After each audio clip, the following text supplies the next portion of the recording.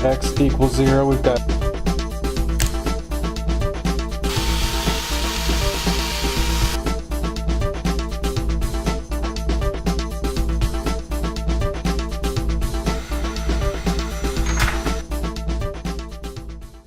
Hey guys, it's the Infomark coming at you, and today we're going to have a look at how to remove a broken screw with a broken screw extractor.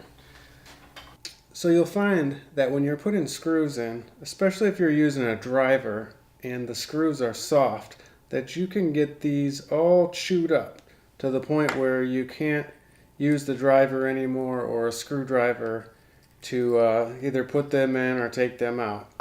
So at that point, one of the easiest things to do is use a broken screw extractor. It's what we're going to look at today. And they come in a few different varieties. A lot of people call them easy outs. And they look like these guys here. These are actually called speed outs, but no matter which ones you're using, they all follow the same general procedure. And they're not that difficult to use.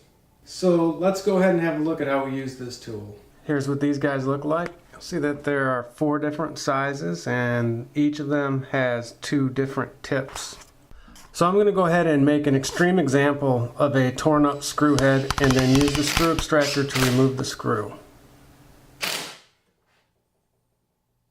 I'm going to spin this impact driver around in here to ream it out a bit, and then I'm going to use a drill bit to ream it out a little bit more and just make it a totally unusable screw.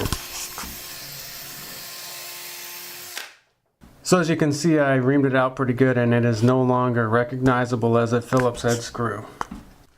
It's no longer possible to budge this thing with a screwdriver or with an impact driver or a drill driver. Let's go ahead and take a closer look at the extractor. See that it has 2 sides. We'll be using side 1 first, side 2 second. And note that your drill will be in reverse, which is counterclockwise for the entire procedure for both sides. Now we're going to test for size here. You want to use the biggest one that you can get in there and just check both sides and make sure they both fit in there.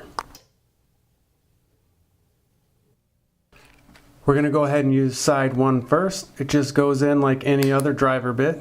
And once again, make sure that the drill is in reverse.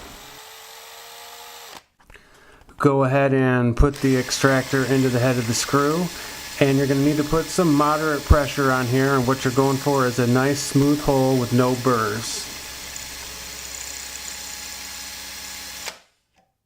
If you have trouble getting the hole smooth with side 1 of the tool, you can use a drill bit as shown to make the hole smoother.